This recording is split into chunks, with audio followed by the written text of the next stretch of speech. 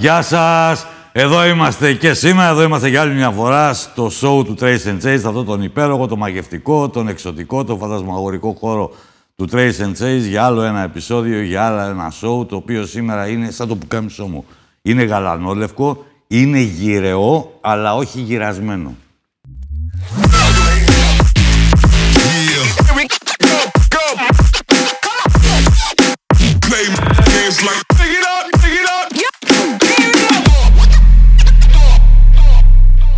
Λοιπόν, με πολύ μεγάλη χαρά και με την πρέπουσα τιμή, από ποιον αρχίσω τώρα, θα πάω ηλικιακά. Δημήτρη Παπαδόπουλε, Λευτέρη Κακιούση και Νίκο Κούβελα. Ευχαριστώ πάρα πολύ που είστε εδώ. Εμείς ευχαριστούμε. Και εμείς ευχαριστούμε. Λοιπόν, εσύ που είσαι νεότερος, θα πάρεις πρώτος το λόγο. Πώς τους γνώρισες, ποια είναι η πρώτη εικόνα που έχεις στη ζωή σου? Με το Λάκη έχεις διαφορά 5 χρόνια, με το γιατρό έχεις διαφορά 7. Ποια είναι η πρώτη εικόνα που έχεις από Παπαδόπουλο και Κακιούση? Ξεχωριστές πρώτες εικόνες. Ναι. Ο Δημήτρης είναι από τους πρώτους ανθρώπους επαγγελματίες που έχω δει στη ζωή μου να παίζουν μπάσκετ. Οπότε πήγα πρώτη φορά να δω αγώνα στα 12-13 μου, ένα φιλικό. Και μάλιστα ήμουν με τον αδερφό μου και μου λέει: αυτός είναι μαθητής μου. Λέω: εσύ και παίζει μπάσκετ επαγγελματίας? Ναι, εσύ.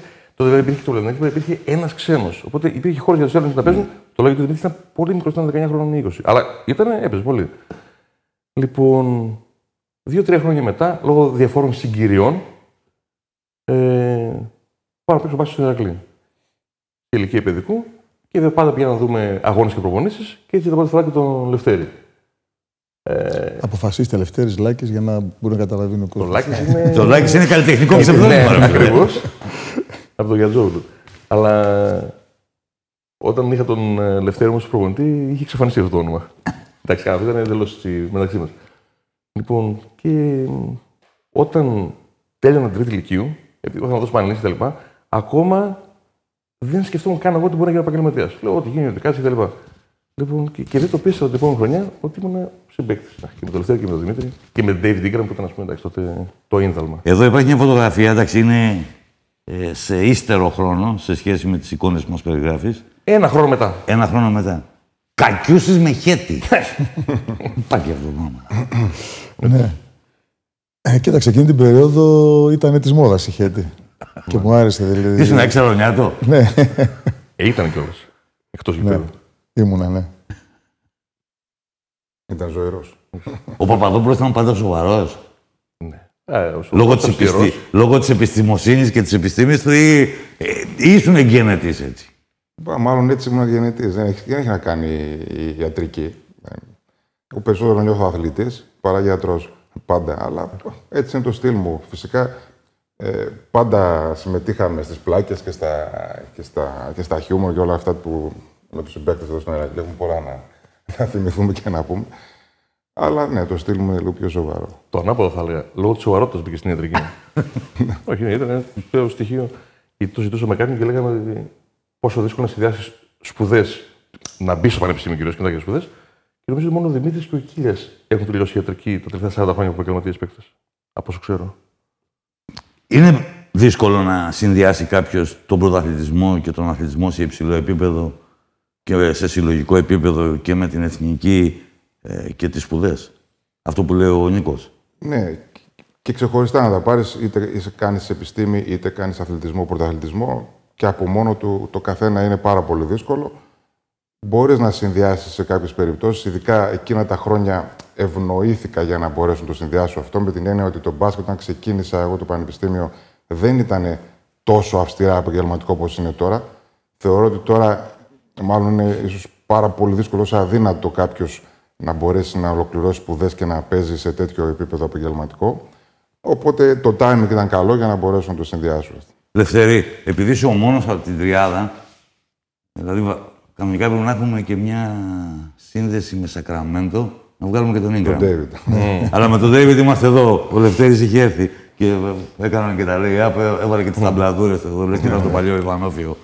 Ο Ingram καλή του ώρα και στο Σακραμέντο. Επειδή είσαι, λέω, μόνος από την τριάδα, ο οποίος αυτή τη στιγμή είναι ενεργός στο μπάσκετ. Έχεις ξαναγυρίσει στον Ηρακλή για τρίτη φορά, τέταρτη. Ποια είναι? Το έχω χάσει. Πολλωστή, το έχω χάσει κι εγώ. Βλέποντας τα παιδιά τα οποία κουλατρίζεις τώρα με την ιδιότητά σου τη διαφορετική σε σχέση με τις προηγούμενες θητείες σου. Πώς έχει αλλάξει η νοοτροπία και η προσέγγιση των παικτών στο παιχνίδι σε σχέση με τη δική σας εποχή? Και αν προσπαθείς κιόλας να τους βάλεις σε μια διαδικασία του πού βρίσκονται και του τι πρέπει να κάνουν.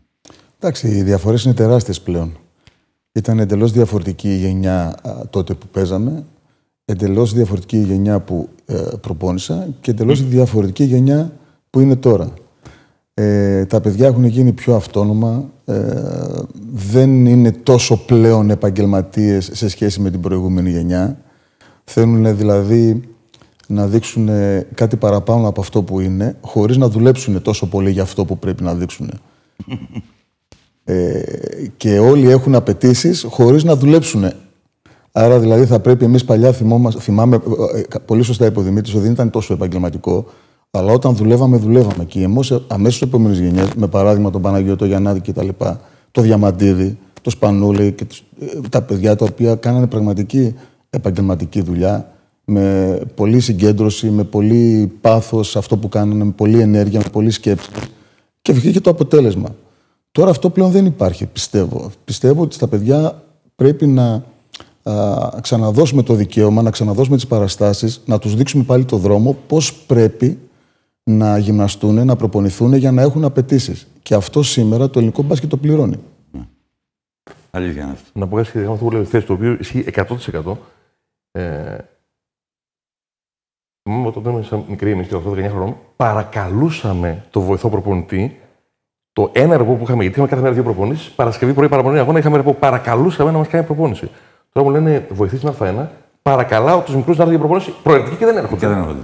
Πώς έλεγε ο Σούμποτης, λοιπόν, αύριο. Με Σούμποτης, έτσι. Προαιρετική προπόνηση, λέει αύριο όποιος θέλει. Και ερχόντουσαν από τους 15 ή 12. Θυμάσαι το και κάτι σουτ. Προαιρετική, κάντε τι θέλετε. Με θέλετε, ελάτε. Ζούσαν οι 12. Και τώρα που λέω για Σούμποτης, εγώ ήμουν τυχερός διότι στα 18, 19, 20 είχα Σάκοτα και Σούμποτης, οι οποίοι είχαν μια νοοτροπία έτσι πολύ βαριά δουλειά κτλ. Ο Σούμποτης μόλις είχε σταματήσει να παίζει, με είχε βοηθήσει τρομερά με εκείνη τη χρονιά. Παραμονή Χριστουγέννων κάναμε προπόνηση και είχαμε Χριστούγεννα ρεπό. Τέλος καιρός ήταν. Οπότε φωνάζουμε ένα-τρία Ηρακλής, φεύγουμε και χωρίς καμία κουβέντα περνάει από δίπλα μου. Έτσι παραμονή Χριστουγέννα, αύριο 9 το πρωί. Και φεύγει. Αύριο 9 το πρωί και φεύγει. Δεν υπήρχε κουβέντα. Ναι, αλλά εμένα μου βοήθησε τρομερά αυτό. Πώς βρέθηκες στο Μελιτέα? Ο Μελιτέας είναι το σημείο κίνησής σου, έτσι? Σωστά, ναι. Εγώ όταν ήμουν πρώτη γυμνασίου, ο πατέρας μου, Αριανός, ήταν φανατικός.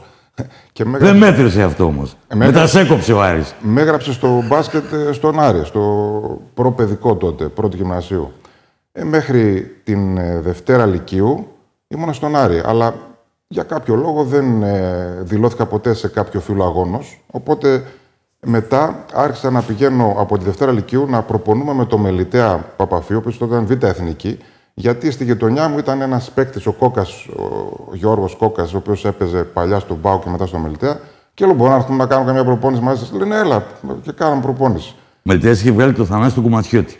Ναι, πιο μπροστά, είχε στείλει το Κουματιώτη στον ΠΑΟΚ. Και μετά από εκεί και πέρα, την επόμενη χρονιά στην Τρίτη Λυκείου. Και ήταν και προπονητής, νομίζω, Πάρης ο Καλημερίδης, νομίζω, γράφει μια εποχή. Για μια εποχή, ναι. Εγώ όταν πήγα, ήταν Β' Εθνική ομάδα, την επόμενη χρονιά έπεσε και εγώ πεταγράφηκα ελεύθερος, γιατί είχε βγει ένας νόμος τότε που τον ανακάλυψε επίσης ο πατέρας μου και είχε πει: είσαι ελεύθερος γιατί δεν έχεις δελτίο ποτέ. Και έτσι πήγα στο Μελιτέα. Και έπαιξα εκεί πέρα 2 χρόνια. Τον πρώτο χρόνο, βέβαια, πολύ λίγους αγώνες, γιατί τραυματίστηκα 2 φορές στο γόνατο. Κάνα 2 σοβαρά. Το έχεις από τότε το κουσούρι με τους τραυματισμούς. Θα έλεγα ότι μια στην αρχή και μια προς το τέλος. Πόσο καλύτερος θα ήσουν ή πόσο καλύτερη καριέρα θα έχεις κάνει με τα δικά σου μέτρα και σταθμά, αν δεν είχες πάθει? Εσύ μου αποκαλύπτεις τώρα άλλους 2. Εγώ θυμάμαι 3 πολύ σοβαρούς τραυματισμούς που είναι απουσία από τα γήπεδα 2 χρόνια. Ναι, ο πρώτος σοβαρός τραυματισμός ήταν αυτός και ίσως δεν το ξέρουν όλοι, ότι εγώ έπαιξα χωρίς σκιαστό όλη μου την καριέρα. Όπως ο Παναγιώτης Γιαννάκης. Μοναδικές περιπτώσεις. Είναι σπάνιες περιπτώσεις. Αλλά δεν το ήξερα και το ανακάλυψα όταν πήγα να μεταγραφεί στην ΑΕΚ, μου εξέτασε ο Νικολάου και μου λέει: μα αυτό το πόδι, λέει, που λέει το καλό είναι, λέει, χειρότερο. Το ίδιο είπε και ο γιατρός των Celtics, το Γιαννάκη, το 82. Ναι. Εγώ θεωρώ ότι δεν ήταν τόσο οι τραυματισμοί, όσο το ότι δεν είχαμε τότε τη γνώση της εκγύμνασης και της τεχνικής βελτίωσης που υπάρχει τώρα. Δηλαδή, αν αυτά τα είχαμε τότε, ακόμα και με τους τραυματισμούς θα μπορούσες να εξελιχθείς πολύ περισσότερο. Και ο Ηρακλής πώς τσίμπησε τότε? Τότε ο Κιμουρτζόγλου Ευθύμης με είδε να παίζω στην Α τοπική κατηγορία, το δεύτερο χρόνο που έπαιζα, και με πρότεινε στον Ηρακλή. Ο Ηρακλής κινήθηκε πιο αποφασιστικά από Άρη και ΠΑΟΚ. Ο ΠΑΟΚ αποσύρθηκε γιατί υπήρχε πληροφορία ότι εγώ δεν έχω καλό γόνατο. Στον Άρη φοβήθηκα να ξαναπάω γιατί μπορεί να με ξαναβάλουν απ' έξω και πήγα στον Ηρακλή. Λοιπόν, για να πάμε τις ιστορίες παράλληλα. Είναι ένα παιδάκι το οποίο παίζει τρομπόνι στην μπάντα του Δήμου Σταυρούπολης. Ναι. Παίζει μπάλα στο μακεδονικό και ο αστικός μύθος λέει ότι πηγαίνει για πρώτη φορά να κάνει προπόνηση στην ομάδα μπάσκετ του μακεδονικού με τι παπούτσια? Με ποδοσφαίρου, με πλαστικές τάπες. Τα υπόλοιπα θα τα πεις εσύ. Ναι. Εγώ πετάω το τυράκι. Εκεί στην Σταυρούπολη, στη γειτονιά μου, είχε μια λάνα και παίζαμε ποδόσφαιρο. Και κάποια στιγμή έρχεται ένας κύριος, ονόματι Πιλάτος Γιώργος, από τα ονόματα του ερασιτεχνικού μπάσκετ του μακεδονικού, και λέει: παιδιά, ποιος θέλει να παίξει μπάσκετ από εδώ? Λέω: δεν πάω να δοκιμάσω κι εγώ. Πήγα την επόμενη μέρα, αλλά. Έτσι ήσουν κοντός όπως τώρα, έτσι. Ναι, το ίδιο πράγμα. Ίσως τότε ήμουν πιο ψηλός γιατί φόρησα τις τάπες. Λοιπόν, και πήγα στο γήπεδο και μου λέει: ναι, αλλά αυτά τα παπούτσια δεν κάνουν. Λέω: περίμενε μισό λεπτό. Και άρχισα να τρίβα τις τάπες έξω για να λιώσουν. Όχι. Μισή ώρα, λιώσανε κάποιο διάστημα και μπήκα και έπαιξα. Και εκείνη την πρώτη ημέρα λοιπόν έβλεπα ότι ενώ οι άλλοι είχαν κάνει προπονήσεις, ήταν ομάδα κανονικά, εγώ περνούσα πιο γρήγορα, έφτανα πιο γρήγορα, έβαζα καλάθι, είχα μια ευχέρεια. Μου άρεσε και περισσότερο, σταμάτησα το ποδόσφαιρο και συνέχισα στο μακεδονικό. Το τρομπόνι, το συνέχισες? Το συνέχισα, ναι. Παίζεις ακόμα? Όχι, το σταμάτησα. Άμα μερακλώνεις, ρε παιδί μου, άμα θες να ξεφύγεις από τις δουλειές και από τον μπάσκετ. Το ξεκίνησα γιατί ο πατέρας μου ήταν αρχιμουσικός. Ήταν αρχιμουσικός. Ναι, ήταν και στην. Ανδρέας. Ήταν στην αρμονική του Δήμου και στη Λευκάδα και τότε στρατιωτικός. Οπότε με πίεζε να ξέρεις τώρα, παίξε, έπαιξε το τρομπόνι. Κάποια στιγμή όμως με έβλεπε με τον αθλητισμό και τα λοιπά. Κλειδώναν τις πόρτες να μην φεύγω, πηδούσα από τον μπαλκόνι γιατί ήμασταν πρώτος όροφος. Και κάποια στιγμή το πήρε απόφαση. Και η μαμά με το υπέροχο σπάνιο όνομα. Ναι, Θεωρία. Η οποία ο πατέρας μου, επειδή στα γεράματα είχε ένα πρόβλημα με τα μάτια του. Καταρχήν δεν ήρθε ποτέ στο γήπεδο ο πατέρας μου, ποτέ δεν έχει έρθει να με δει. Ποτέ. Το θεωρούσε δηλαδή. Ήθελε να γίνω γιατρός, δικηγόρος, μουσικός. Και δεν ήρθε ποτέ. Κάποια στιγμή στα 25 άρχισε να ακούει ράδιο, μετά να βλέπει λίγο τηλεόραση και κάποια στιγμή μου κάνει και κριτική στο τέλος. Αλλά στο μακεδονικό που δεν με έδινε εκείνη την περίοδο στον Ηρακλή, στον ΠΑΟΚ που είχα τότε που με θέλανε, πήγε, έκανε μανούρα η μάνα μου και έτσι με αφήσανε. Πέρασε από τη θεωρία στην πράξη. Εσύ περίμενε, μας έδωσες σε περίληψη την είσοδο στο μπάσκετ. Ότι βλέπεις τον Παπαδόπουλο σε ένα μάτι με τον αδερφό σου. Ναι. Πρώτα απ' όλα να σε ρωτήσω κάτι. Δεν παραβιάζει κανείς οικογένεια, ιδιωτικά και οικογενειακά δεδομένα. Εσένα πώς δεν σε προσέλκυσε η πολιτική όπως τον πατέρα σου και τον αδερφό σου? Εμάς τα παιδιά. Αν και έχει το χάρισμα, έτσι. Ναι, το έχει. Πλατιάζει όπως λέει ο Κουντουράκης για το Λανέο, ο Κούβελας. Ξέρεις τι γίνεται? Επειδή εμείς την πολιτική ζήσαμε σε περίοδους τη δεκαετία του 80 και πιο έντονη, αλλά ζήσαμε στα παιδιά. Μας είχε λείψει τρομερά ο πατέρας μας. Δηλαδή, εγώ από τα 8 μου στα 33 μου, ο πατέρας μου ασχολήθηκε με την πολιτική. Που ήταν υπουργός, ήταν δήμαρχος της Θεσσαλονίκης. Ναι. Έλειπε πάρα πολύ από το σπίτι. Δηλαδή, όταν ήταν υπουργός, υπήρχαν εβδομάδες που έλειπα συνολικά μισή-μία ώρα. Λες και ήταν ναυτικός. Υπήρχε περίοδος που ένα μήνα δεν έρχεται καθόλου. Λοιπόν. Και επειδή στον χώρο της πολιτικής, του αθλητισμού, και θα θυμούν τα παιδιά, ποτέ στα αποδυτήρια δεν γινόταν κουβέντα για πολιτική. Να σου πω γιατί θεωρώ γιατί.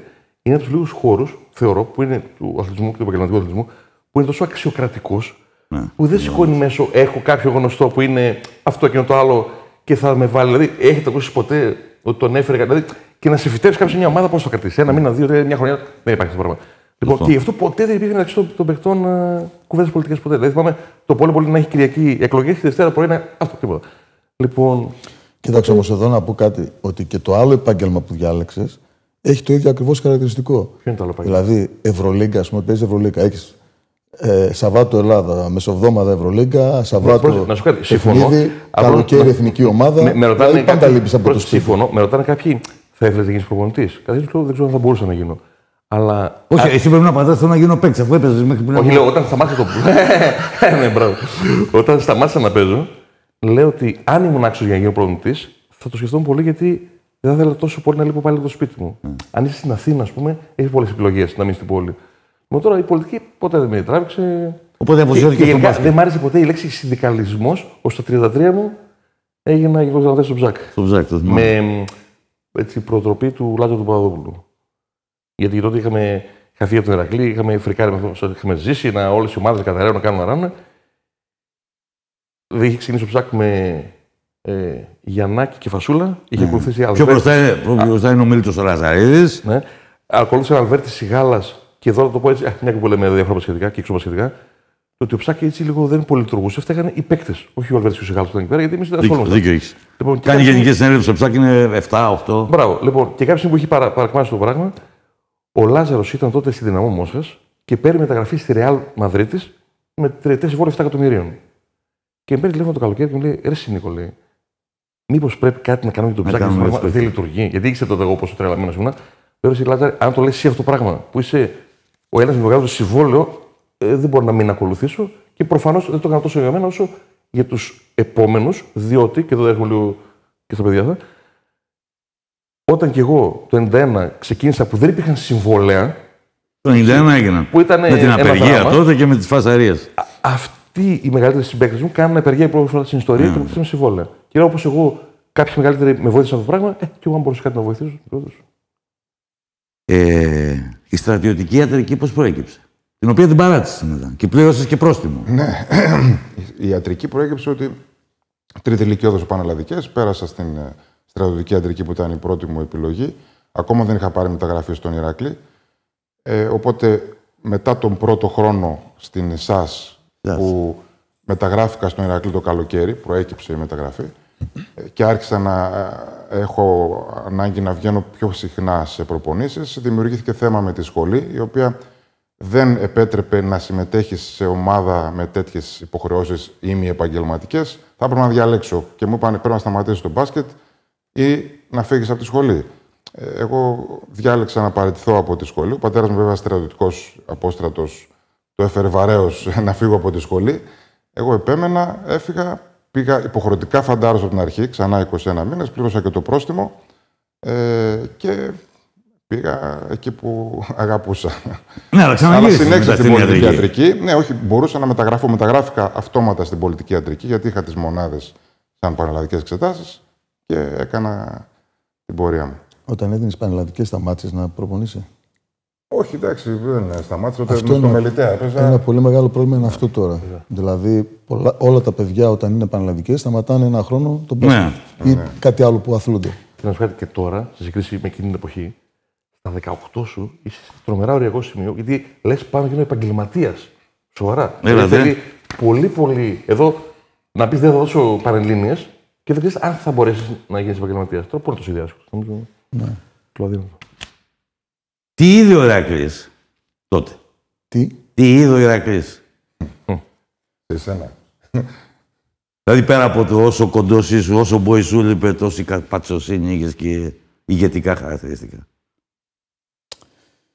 Κοίταξε. Όταν σε πήρα το Μακεδονικό. Εγώ όταν πήγα στο Μακεδονικό ήταν προτροπή του Σούλη του Μαρκόπουλου, ο οποίος επέμενε πάρα πολύ.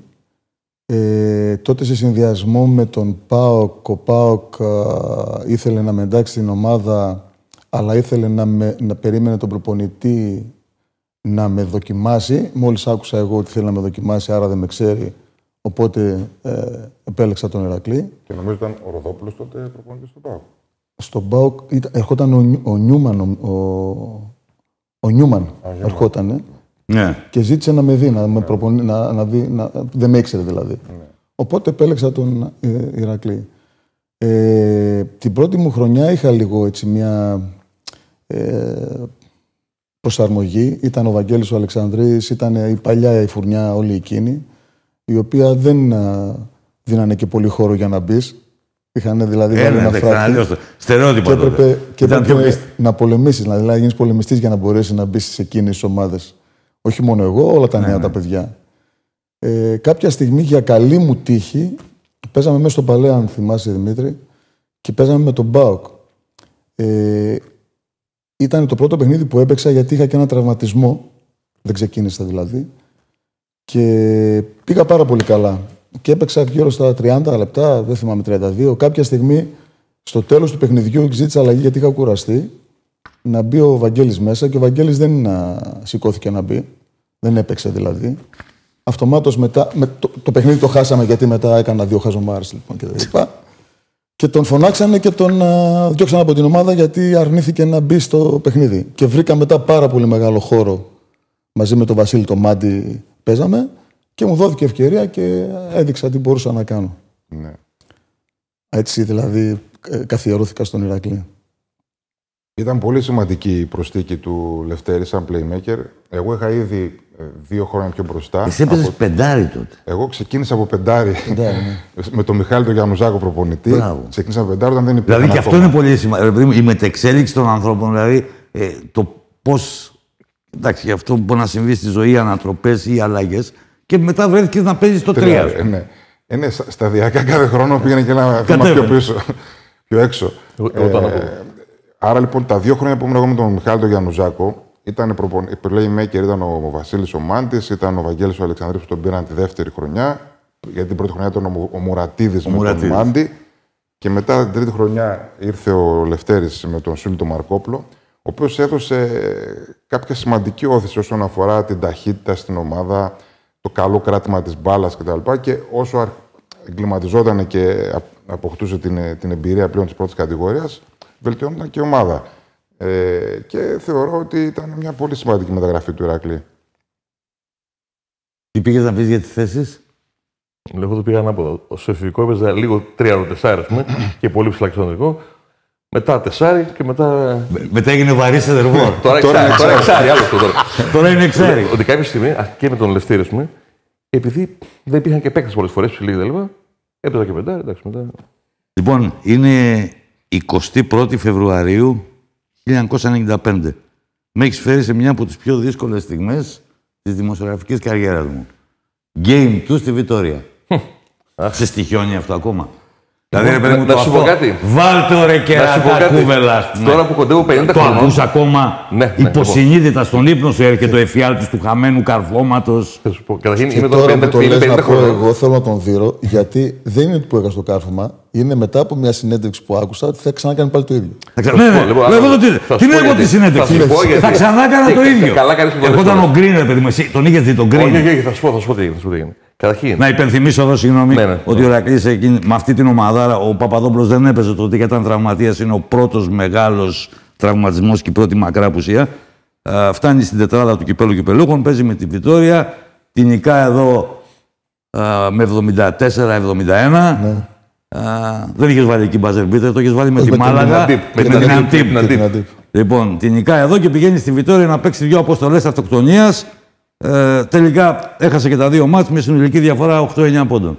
Λοιπόν, εκεί που πηγαίνετε να πάρετε, να κλέψετε, όχι να κλέψετε, να αρπάξετε την πρόκληση, πας να καρφώσεις και χάνεις το κάρβωμα. Πώς το έχω ζήσει λοιπόν εγώ? Που τώρα είμαι 50 χρόνων και πρώτη φορά με ρωτάνε, ξέρεις. Πρώτη φορά μου δίνει ευκαιρία να το πω κιόλας.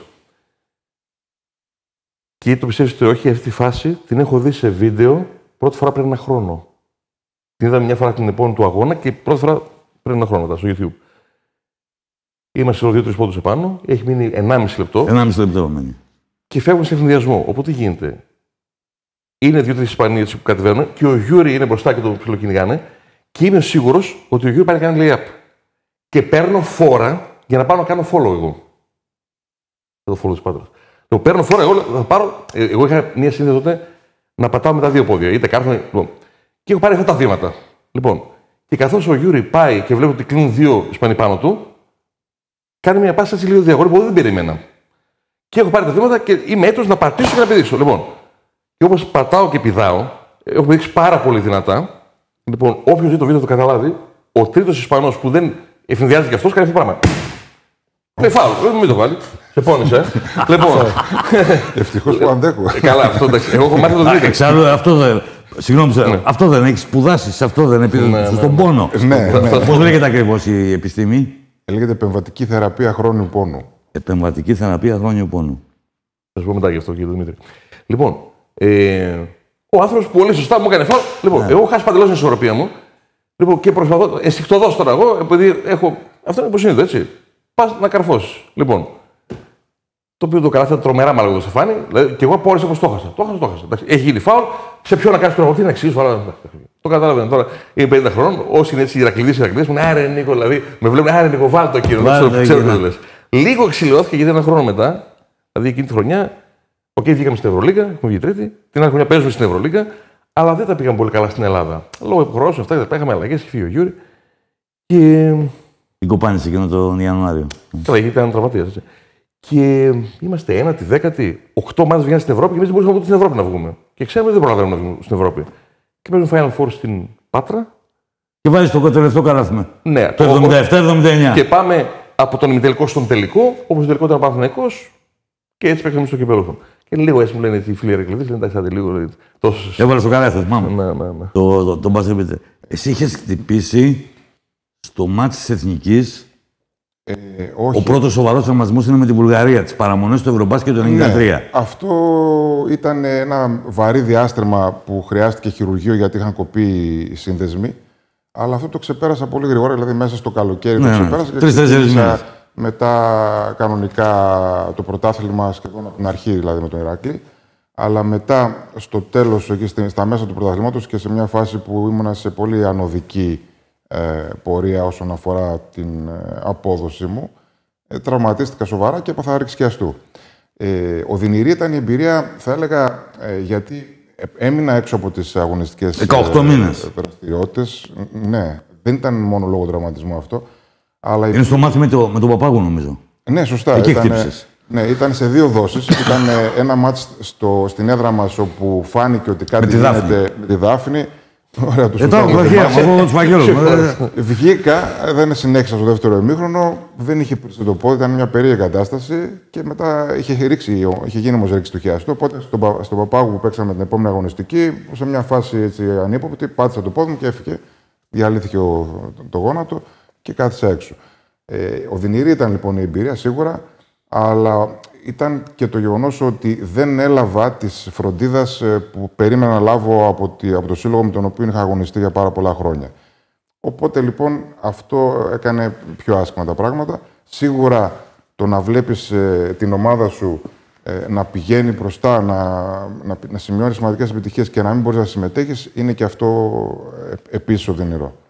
Όσο και αν χαίρεσαι ότι η ομάδα σου κερδίζει, από την άλλη είναι οδυνηρό ότι εσύ δεν συμμετέχεις. Είναι ανθρώπινο. What if δεν υπάρχει. Αλλά εσύ, επειδή έζησες στον Ηρακλή και ως παίκτης, σπουδαίος παίκτης, και ως προπονητής,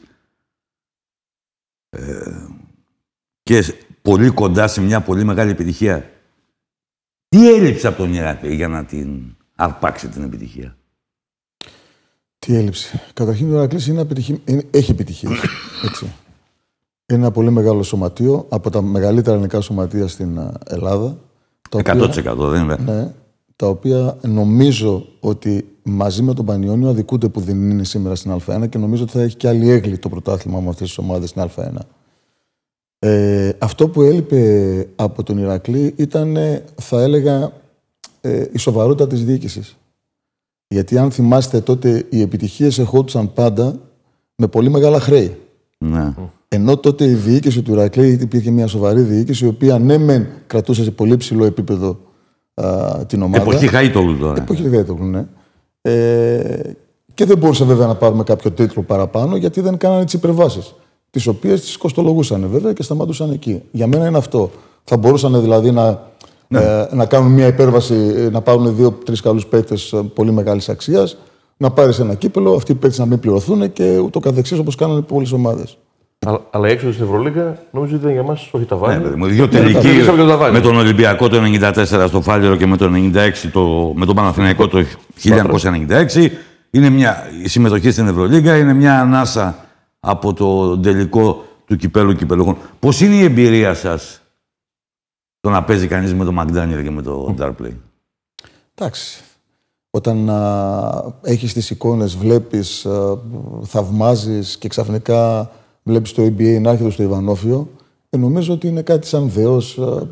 Και αφήνω έξω το Σντόβτς, αφήνω έξω το Γουόλτερ Μπέρι, αφήνω έξω τον Ingram. Για μένα έχει ξεχωριστεί τον Ντόναλτσον. Δηλαδή ο Ηρακλής έχει φέρει κολοσσούς του μπάσκετ. Ο Ντόναλτσον όταν ήρθε είχε 16 χρόνια στο NBA. Ποιος? Ο Ντόναλτσον. Ο ψηλός. Είχε 16 χρόνια 16 χρόνια στο NBA. Κοίταξε, ο Σντόβτς είναι μια κατηγορία μόνος του. Δηλαδή είχαμε συνηθίσει όλοι στους Αμερικάνους, στους σκόρερς, στους αλμετερούς να τρέχουν, να πηδάνε, να καρφώνουνε.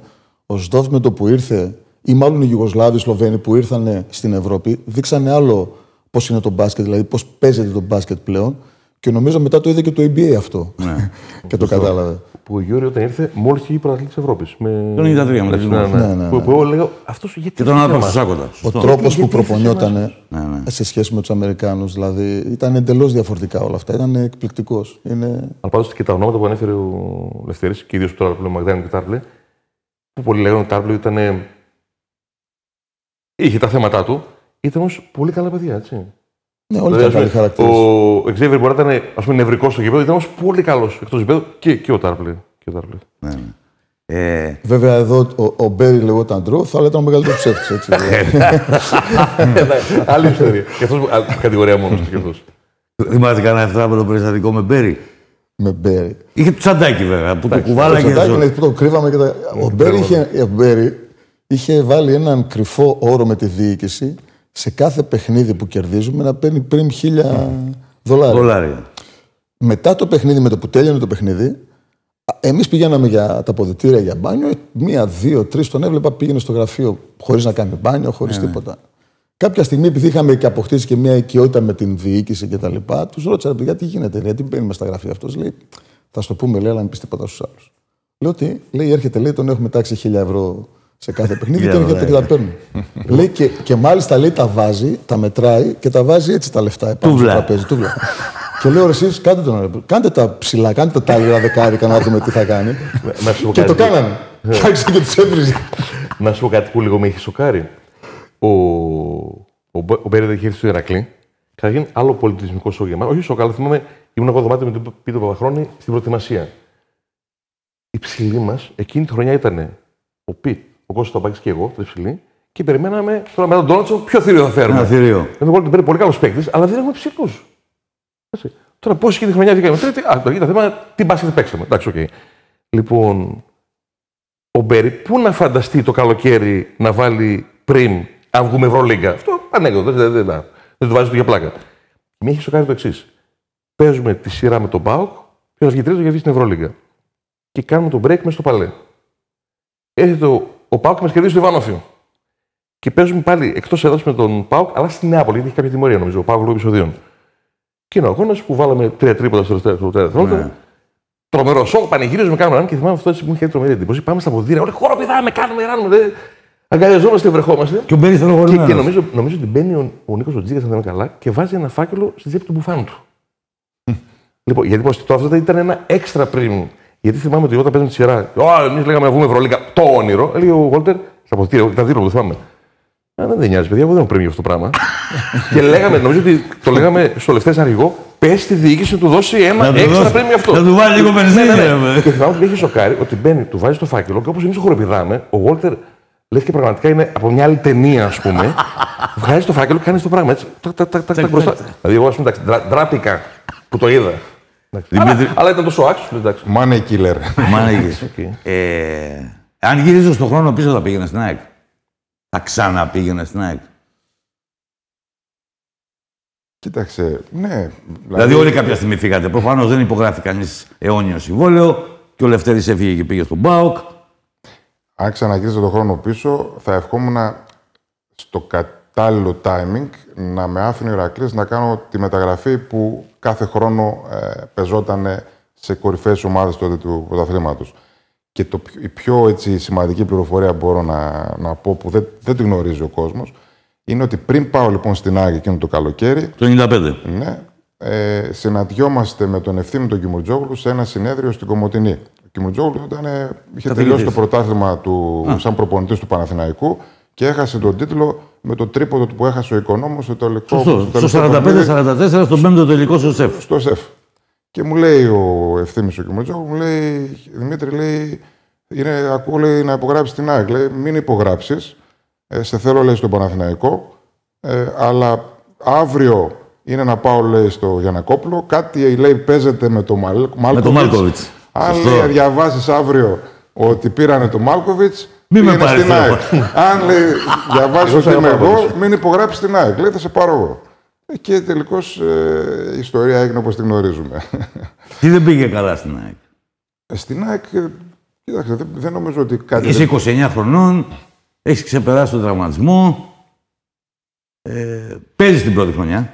Την πρώτη χρονιά, ναι, παίζω. Τζούροβιτς, Σούμποτιτς. Ναι, κανονικά. Δεν πάει καλά η χρονιά για την ΑΕΚ, και μένει εκτός Ευρώπης εκείνο το θρίλερ με το Περιστέρι, με τα όρια του κορονοϊού. Θα μπορούσε να είμαστε τετράδα τότε με το Περιστέρι που χάσαμε στον Πόντο, με τα λάθη τα πανωτά που είχαν γίνει στο τελικό. Τέλος πάντων, χωρίς με ένα ξένο κιόλας τότε. Και ο Σούμποτιτς μετά έκανε το σχεδιασμό με τον κύριο Γρανίτσα για την επόμενη τετραετία, να το πούμε έτσι, όπου εμένα με είχε στα σχέδιά του κανονικά και μάλιστα μου κάνανε επέκταση συμβολαίου η ΑΕΚ. Μετά όμως έφυγε ο Σούμποτιτς πριν ακόμη αρχίσει χρονιά, ήρθε ο Ιωαννίδης και μετά στην προετοιμασία έκοψα τον τένοντα του χεριού από ένα τραυματισμό του δαχτύλου μου. Έχασα την προετοιμασία στην ουσία, ξεκίνησε η ομάδα, άρχισε να κερδίζει, να πηγαίνει καλά. Ο Ιωαννίδης δεν άλλαζε την ομάδα με τίποτα. Με αποτέλεσμα να χάσω, στην ουσία, εγώ ένα χρόνο έμεινα έξω, μόνο στο τέλος με έβαλε σε κάποια 31 λεπτά έπαιξε. Ναι, συνολικά. Και αυτά τα 31 λεπτά. Σε 7 μάτσα από το 34 τη σεζόν. Στα αυτά τα 31 λεπτά ήταν στα play-off με τον Ολυμπιακό. Στο τέλος. Και έπαιξε και καλά, μάλιστα. Και μου λέει, του λέω του κύριου Γρανίτσα, λέω, κοιτάξτε, αν δεν με χρειάζεται ο προπονητής. Να φύγω. Με ήθελε ο Άρης πάλι που είχε πάει και με Τζόγλου. Και λέει, θα ρωτήσω τον Ιωαννίδη, λέει, να σου πω. Γιατί λέω, μου χρωστάτε και χρήματα, να τα βρούμε, να σκάσουμε να φύγουμε. Λέει, θα ρωτήσω. Λέει, ρωτάει, με έρχεται πίσω σε μένα, μου λέει, ο Ιωαννίδης είπε, λέει, ότι σε χρειάζεται, λέει, απόλυτα. Λέω, σοβαρά, λέω. Θέλω να έχω πολλούς για να τους βλέπω. Ναι, και πάμε λοιπόν. Είναι τους έχουν άλλοι. Ξεκινάει η προετοιμασία τον επόμενο χρόνο, ξεκινάει το καλοκαίρι η προετοιμασία και δεν με βάζουν ούτε στα φιλικά. Που ακόμη δεν είχαν έρθει δύο ξένοι. Άμα λέω πάλι το ίδιο σενάριο θα δούμε. Δεν ξέρω γιατί, αυτό δεν μπορώ να απαντήσω ποτέ. Κάποιον που δεν το. Σέβομαι την απόφαση ενός προπονητή να πει ότι αυτό τον παίκτη δεν το χρειάζομαι, δεν τον θέλω. Αλλά από την άλλη, είναι απέτηση για έναν επαγγελματία αθλητή, όταν κάποιον δεν τον χρειάζεσαι, να τον αφήσει να φύγει. Και να πάει να κάνει, να συνεχίσει άλλο την καριέρα του. Έτσι λοιπόν έχασα 2 χρόνια. 2 και μετά το τρίτο είναι. Φεύγει ο Ιωαννίδης, αναλαμβάνει ο Καλαφατάκης, φεύγει ο Καλαφατάκης. Ένα μεσοδιάστημα Κατσικάρης πολίτης και εκεί τελειώνεις. Κερδίζουμε τον Ολυμπιακό. Και έχεις παίξει πολύ καλά με τον Ομπέρτο. Ναι. Το θυμάμαι το μπροστά στα μάτια μου. Μπήκα 4 λεπτά 5 λήξεις, χάναμε 10 πόντους, κερδίσαμε το παιχνίδι και έγινε πανδαιμόνιο. Ναι. Έπαιξα μετά μέσα στη χρονιά. Έφυγε ο Καλαφατάκης, ήρθε μετά ο πολίτης. Μας άφησε στην κερκίδα μετά και τον Μπρέλοβιτς έμεινε κτλ. Και μετά τελείωσε η καριέρα. Πια είχα γίνει 32 χρονών. Λέω, καιρός για την ιατρική. Λοιπόν, εκείνη την εποχή ο Έλληνας, ο Θεσσαλονικιός Αϊζέα Τόμας, όπως τον γράφαμε τότε, ο κύριος Κακιούζης. Λοιπόν, δεν είναι πολύ συνηθισμένο αυτό το φαινόμενο.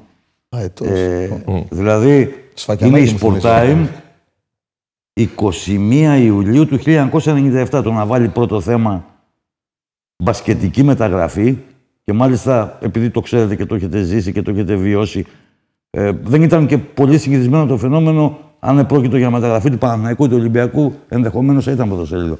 Είναι μεταγραφή του ΠΑΟΚ. Ο ΠΑΟΚ δεν είναι πρωταθλητής εκείνη τη χρονιά, δεν είναι ούτε Ολυμπιακός, ούτε Παναθηναϊκός, ενώ σε επίπεδο δημοτικότητας στον αθηναϊκό τύπο. Υπάρχει ένα πρωτοσέλιδο πολύ κολακευτικό, αετός ο Κακιούζης. Μιλάμε για την ίδια εποχή. Που ο Παπαδόπουλος βουρλίζεται στην ΑΕΚ και προσπαθεί να βρει το χρόνο του. Εκεί λοιπόν, εγώ ερχόμενος τότε ήμουν στον Ηρακλή. Είχα 2 χρόνια ακόμα συμβόλαιο και πολύ υψηλό συμβόλαιο. Ήρθε προπονητής ο Βαγγέλης ο Αλεξανδρής, ο οποίος ήθελε προφανώς να αλλάξει το στυλ της ομάδος. Ήθελε να πάει με Αμερικάνο playmaker. Και ο Ηρακλής ήθελε να με διώξει με πρόεδρο τον Μανόλογλου. Εκεί τότε ο ΠΑΟΚ έδειξε πολύ μεγάλο ενδιαφέρον. Πήρε το συμβόλαιο που είχα στον Ηρακλή, αλλά έκανε μια τροποποίηση του συμβολαίου ότι θα πάρω κάποιο ποσό από το συμβόλαιο αν έχω κάποια λεπτά συμμετοχή. Το δέχτηκε γιατί ήταν πολύ εύκολο τον όρο που βάλαμε. Πηγαίνοντας στον ΠΑΟΚ και ξεκινώντας τα παιχνίδια, με φωνάξανε στην πρώτη αγωνιστική η διοίκηση να κάνω αλλαγή του συμβολαίου, να βγάλω την τροποποίηση για να μπορέσουν να κρατήσουν ισορροπίες στις ομάδες με τους άλλους παίκτες κτλ. Εγώ αυτό το θεώρησα ανέντιμο, ανήθικο μάλλον, ας πούμε, και δεν μου άρεσε καθόλου. Δεν συμφώνησα και από εκείνη τη στιγμή έκανα προπόνηση μόνος μου στο κάτω γήπεδο, στο Παλέτε Σπορ, από κάτω. Είχε εντολή δηλαδή ο Σερφ κτλ. Μετά εξελίχθηκε η κότρα, μπήκαν οι δικηγόροι στην διάρκεια μέσα κτλ. Και μετά χάθηκε το έργο κάπου εκεί. Αυτή ήταν η ιστορία μου στον ΠΑΟΚ. Έχεις πάρει ένα κύπελλο όμως. Έχω. Έχεις πάρει ένα κύπελλο. Το 99 που είναι και το τελευταίο στήλο του Γιάκοβιτς. Μετά στο Γιάκοβιτς, σωστό. Όχι, την επόμενη χρονιά. Το 99. Στο ΣΕΦ. Ναι.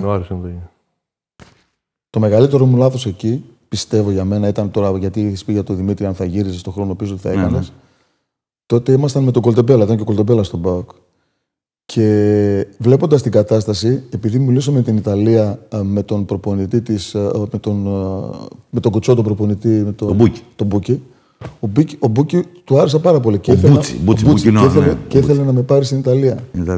Αλλά επειδή ήμουν τόσο θυμωμένος με την όλη κατάσταση. Πέθανε ο Φουκάρας, ο Μπούτσι, πριν από 3-4 χρόνια. Ήμουν τόσο θυμωμένος, αρνήθηκα να πάω στην Ιταλία. Εκεί τότε αυτό το βήμα θα το έκανα. Τώρα, αν γίνουσα το χρόνο πίσω. Εσύ πήγες στον ΠΑΟΚ. Δεν πήγες στον Άρη όμως. Ναι. Που θα μπορούσες να πας και στον Άρη. Αργότερα. Αργότερα, ναι. Εντάξει, ήταν. Κατέβηκε στην Αθήνα. Δηλαδή μετά όταν φεύγεις από τον Ηρακλή. Όταν έφυγε ο Ηρακλή 23 χρόνων, πήγα ένα χρόνο στη Λάρισα και ένα χρόνο στον Παπάγο. Και στον Παπάγο, αυτό λέω, κατέβηκε στην Αθήνα. Ναι. Μάλιστα στον Παπάγο μου κάνει τη μεγαλύτερη ανατροπή όλων των εποχών. Αυτό με τον Παπάγο σήμερα μπορείτε να το αφήσετε γιατί είχαμε χτες. Ναι. Και εγώ Ηρακλή έκανα τον Παπάγο χτες. 4 φορές το είπατε δηλαδή. Μεγαλύτερη ανατροπή όλων των εποχών σε play-off.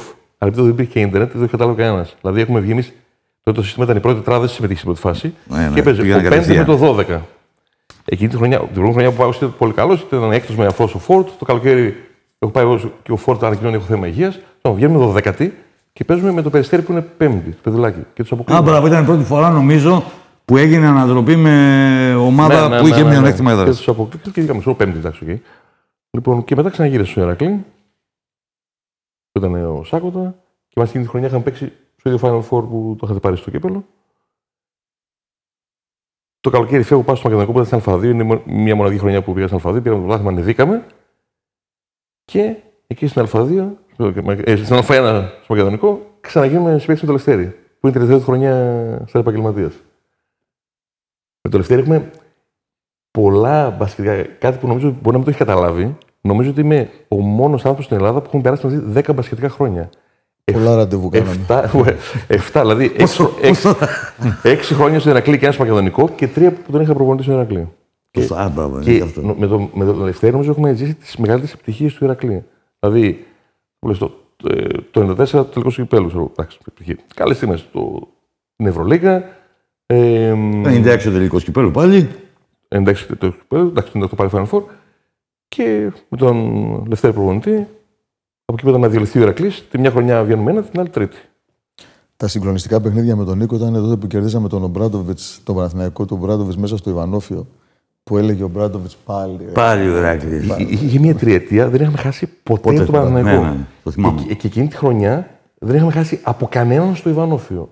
Ναι. Σε πρωτάθλημα και play-off. Και μάλιστα και υπάρχει και ένα μάθημα με διαφορά 20 πόντων. Αυτό. Ένα 77-57, 75-55. Είναι η σειρά του play-off. Είμαστε τέταρτη και πρώτος Παναθηναϊκός και παίζουμε το 1-4. Τότε παίζει στο Sporting ο Παναθηναϊκός λόγω έργων του Ολυμπιακού Αγώνου. Χάνουμε στο Sporting και κερδίζουμε 20 πόντους σε Ιβανόφιο. Και θυμάμαι. 70 τόσο, 50 τόσο. Ναι, και θυμάμαι ότι πάμε να παίξουμε τον τρίτο αγώνα που θεωρητικά, άμα κερδίσουμε, παίζουμε στο τελικό πρωταθλήματος εμείς. Λοιπόν, και θυμάμαι, εντάξει, ο Παναθηναϊκός παίξει καλά, φανταζόμουν ότι τα παίξαν όλα και όλα. Το πρώτο δεκάλεπτο. Σε αυτό το παιχνίδι, να σου θυμίσω ότι ναι. Εάν έβαζε ένα σούτ ο Παυλίδης στο τελευταίο λεπτό, θα ήμασταν πάνω 4 πόντους. Αλλά το πρώτο δεκάλεπτο Και πώς πανηγυρίζαμε, δηλαδή πήραμε μια διαφορά, ας πούμε, 10 πόντους, πώς πανηγυρίζαμε. Πανηγυρίζανε οι παίκτες του Παναθηναϊκού. Δηλαδή, ήταν πολύ καλή. Πανηγυρίζουν τόσο πολύ που μας κερδίζουν τους 10 πόντους, είμαστε πολύ καλοί. 27 Ιανουαρίου, στον ΠΑΟΚ πηγαίνει το 2006. Ναι. Είχα κάνει προσφυγή από τον Ηρακλή, είχα φύγει. Όχι γιατί δεν πληρωνόμουν, γιατί πολλοί έχουν αυτή την εικόνα. Ναι. Όχι. Απλώς γιατί υπήρχε ένα στημένο θέατρο εκείνη τη χρονιά να ρίξουμε τον Ηρακλή στη Β' Εθνική για να γλιτώσουμε τις διάφορες υποχρεώσεις οικονομικές.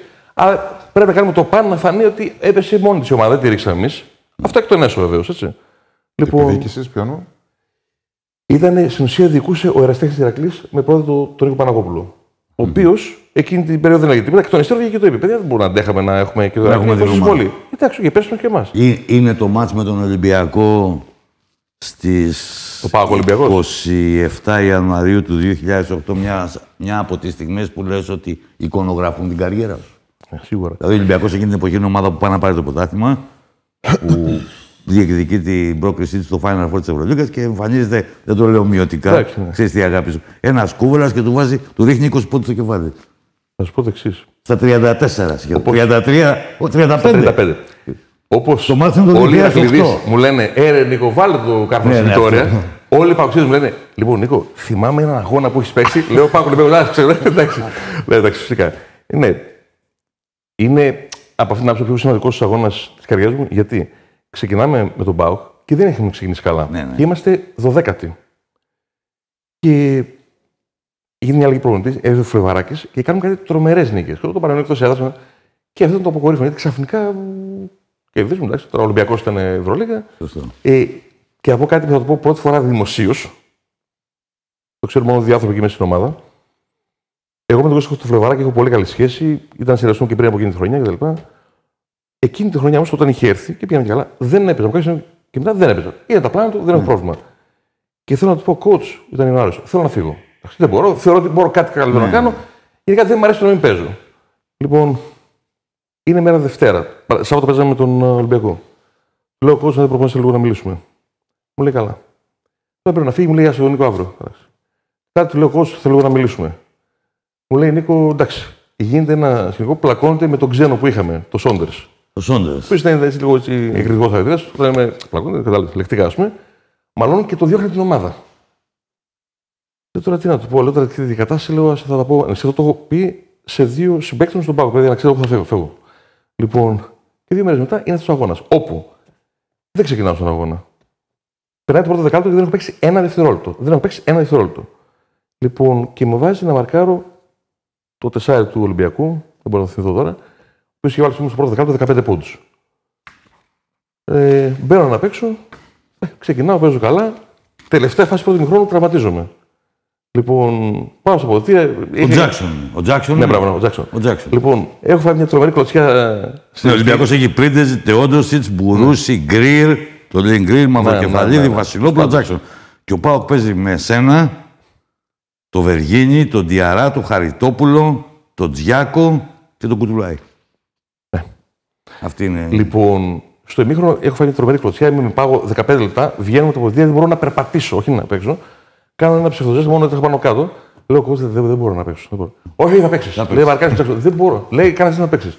Λοιπόν, πρώτο δεκάλεπτο λοιπόν έπαιξα 0. Στο ημίχρονο λέω, δεν μπορώ να παίξω. Το παίζω και esse είναι ο πιο σημαντικός αγώνας. Και βγαίνουν οι εφημερίδες την άλλη μέρα, Ερ Κούβελας. Λοιπόν, ο γιατρός εδώ, Δημήτρης Παπαδόπουλος, είχε την καλοσύνη και την πρόνοια, μου το είχε προαναγγείλει βέβαια, μου το είχε μαρτυρήσει. Έχει φτιάξει τη ρέπλικα από το ασημένιο μετάλλιο του Ευρωμπάσκετ το 1989 στο Ζάγκρεπ. Τι είναι η... Εντάξει, και οι δύο ζήσατε πολύ μεγάλες στιγμές. Ο Λευτέρης τις έζησε και εις διπλούν και ως προπονητής. Είναι 2 χρόνια μετά το θρίαμβο του 87. Εσύ έχεις παίξει και την προηγούμενη χρονιά στο Προολυμπιακό. Πιθανόν πολλοί δεν το θυμούνται. Έχεις παίξει σε 2 Προολυμπιακά, το 88 και το 92. Έχεις παίξει στο Ευρωμπάσκετ του 89.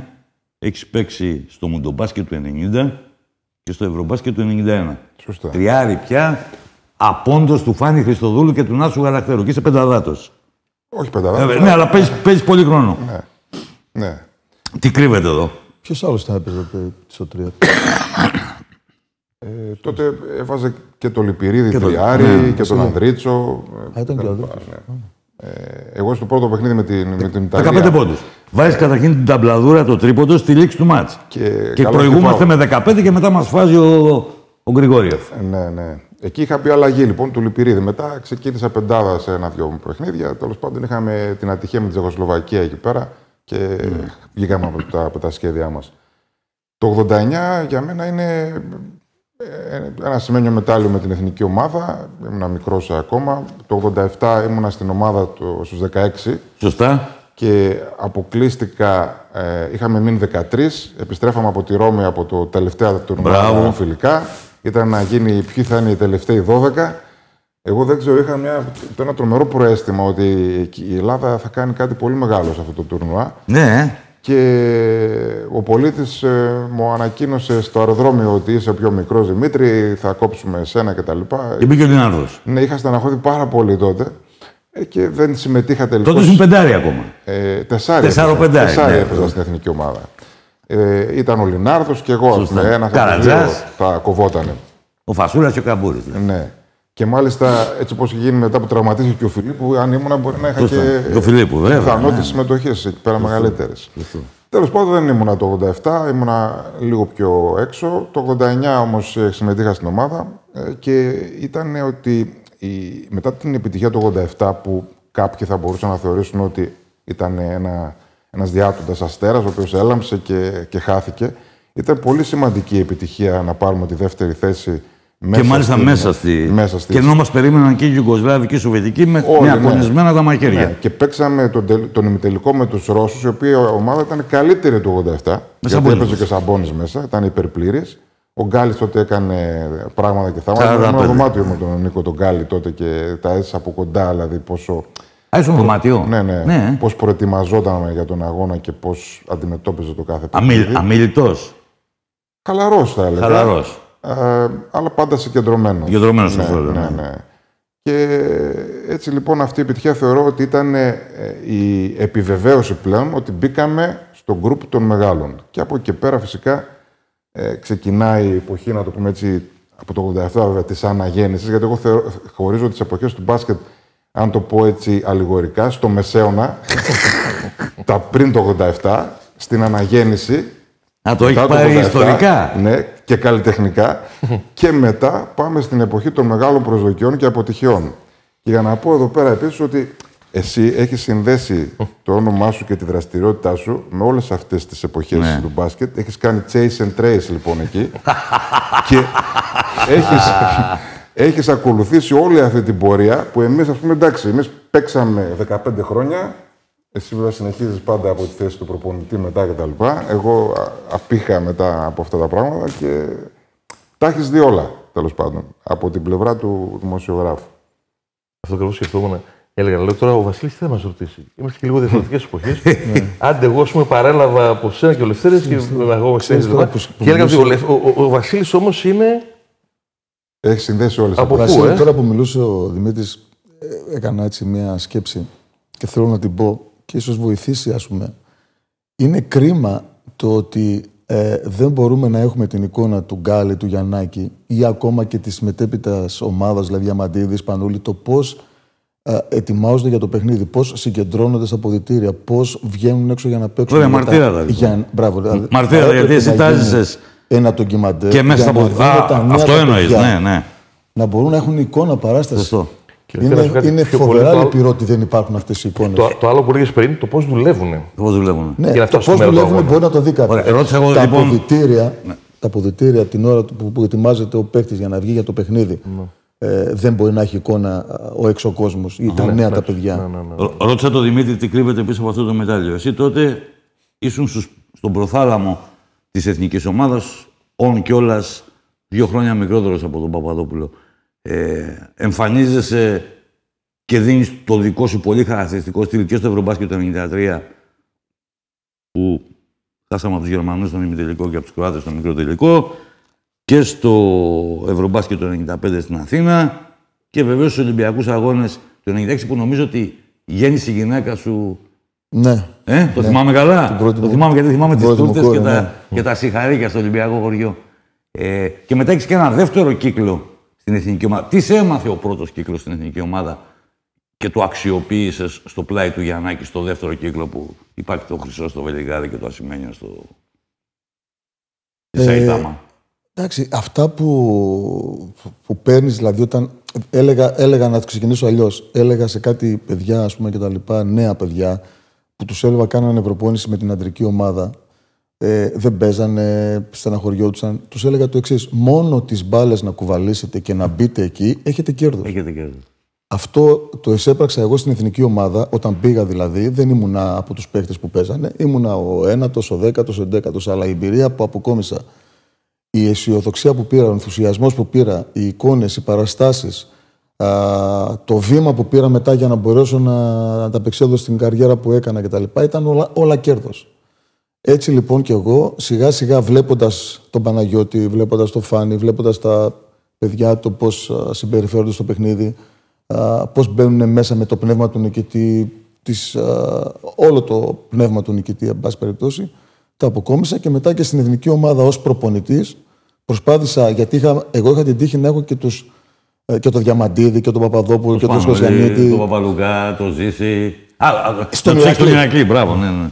Άρα δηλαδή προσπάθησα και τους βοήθησα τόσο πολύ και πήγαν έτοιμοι. Το Σόφο. Τον είχε στον Ηρακλή? Όχι. Τον είχε. Πώς τον είχε? Ήμασταν μαζί. Ο οποίος μια μέρα νευρίασε, τον έστειλα στα αποδυτήρια γιατί έκανε μια χαζομάρα. Πήγε στα αποδυτήρια, έκανε έτσι και πέσανε καμιά 30 πλακάκια. Ήταν τρομερά κομβική εκείνη η χρονιά για τον Σοφοκλή, γιατί επειδή είχαμε ξέμους, έπαιζε δηλαδή τώρα 18 χρονών. Δεν έπαιζε 25 λεπτά περίπου. Έπαιζε. Σου έχει μείνει κάποια εικόνα έτσι πολύ χαρακτηριστική και πολύ ενδεικτική από εκείνη τις μαγικές στιγμές του?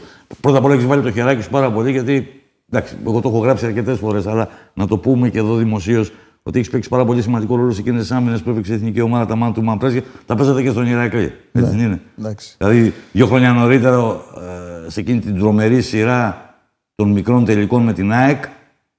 Εκεί ήταν εκπληκτικά. Ναι. Αλλά αυτό, να πω κάτι που μου έχει μείνει, δεν το έχω πει ποτέ, όπως λέει και ο Νίκος. Και μου ήρθε στο μυαλό, γιατί μου είπες τι σου έχει μείνει από όλο αυτό. Ναι. Μου έχει μείνει το εξής. Όταν κερδίσαμε τους Ισπανούς και πήγαμε και κερδίσαμε τους Αμερικάνους και πήγαμε και παίξαμε τελικό με τους Ισπανούς και χάσαμε. Και ξαφνικά ήμασταν όλοι με τα κεφάλια κάτω. Θυμάμαι τότε τον Παναγιώτη που σηκώνεται και αρχίζει και σηκώνει πάνω το κεφάλι. Ψέματα λες? Ναι, σήκωσε τα σαγόνια ολονών και του λέει: τι κάνετε, είστε τρελοί, είστε χαζοί? Σηκώθηκε και σήκωνε τα σαγόνια των παιχτών. Δεύτεροι στον κόσμο είμαστε. Δηλαδή, και μου έχει μείνει ως εικόνα αυτό το πράγμα. Τρομερό είναι αυτό. Και μάλιστα και το έκανα και στις ομάδες που είχα, δηλαδή κάθε φορά που αντιμετώπιζα το ίδιο πρόβλημα, έκανα το ίδιο πράγμα. Τους λέω: δεν είναι δυνατόν. Δηλαδή, και αυτό μου έχει μείνει πολύ από τον Παναγιώτη και τον ευχαριστώ για την εμπειρία αυτή. Δεν ξέρω γιατί φτάσει ένα βήμα πριν, αλλά ισχύει αυτό που λες. Δεύτερος, δηλαδή βγήκαμε δεύτερος στον κόσμο και κλαίγαμε, ήμασταν αγχωρεμένοι. Στο γεγονός του Πανεπιστήμιου υπάρχει μόνο ένα πόστερ, είναι η απονομή της δεύτερης θέσης. Είναι όλοι έτσι. Έχει δεύτερο στον πλανήτη και είσαι έτσι. Μόνο ο Κωνσταντζιούρα δεν λίγο χαμογελαστός, όλα ήταν. Αυτό όμως δείχνει και το μεγαλείο εκείνης της ομάδας. Όπου δεν ικανοποιούνταν από την ήττα στον τελικό. Ήθελε την πρώτη θέση. Αυτό δείχνει και το μεγαλείο του πρωταθλητή. Έπαιζες μέχρι τα 40. Ερασιτεχνικά. Δεν ερασιτεχνικά, ναι. Δηλαδή θέλω να πω, η καψούρα, ρε παιδί μου, η αγάπη, σε κράτησε. Και πώς λένε, ο προπονητής πρέπει να σκοτώσει το παίκτη μέσα του. Εγώ δεν έγινε ποτέ προπονητής, αλλά για την ψυχική μου ηρεμία έπρεπε να σκοτώσω. Εσύ παρέτεινες την καριέρα σου ως παίκτης σκοτώνοντας τον προπονητή μέσα. Κάπως έτσι. Καταρχήν έγινε το εξής που το λέμε και νωρίτερα. Χάρη σε αυτό το μεγαλείο που λέγεται Ηρακλής, έτσι. Γιατί όποιον και να ρωτήσεις, εγώ θα ρωτήσω τα παιδιά, που έχετε παίξει τόσα χρόνια στο Ηρακλή. Όταν ακούτε Ηρακλής, νιώθετε και κάποια πίκρα μέσα σας. Εγώ τεράστια. Και μου το έχουν πει πάρα πολλοί που έχουν παίξει στο Ηρακλή και μάλιστα και τρελοί Ηρακλήδες που παρακαλούσαν να παίξουν και μετά ένα χρόνο παίξαν οι Ηρακλήδες που μου λέγανε: μην μου ξαναπείς το Ηρακλή. Λοιπόν, βέβαια, δεν φταίει ο Ηρακλής, ήταν κάποιοι άνθρωποι προφανώς. Λοιπόν, έτσι εγώ. Πρώτη φορά σαν επαγγελματίας ήμουν να συμπαίξει με τον Λευτέρη και τον Δημήτρη. Ο Λευτέρης σταμάτησε την καριέρα του όντας παίξει με μένα. Και εγώ ξεκινάω το 2009 με το Λευτέρη προπονητή και μετά από ένα χρόνο έχουμε ένα πρόβλημα με τη διοίκηση και σταματάω το μπάσκετ έτσι ξαφνικά σε μια μέρα. Το οποίο βέβαια με διέλυσε.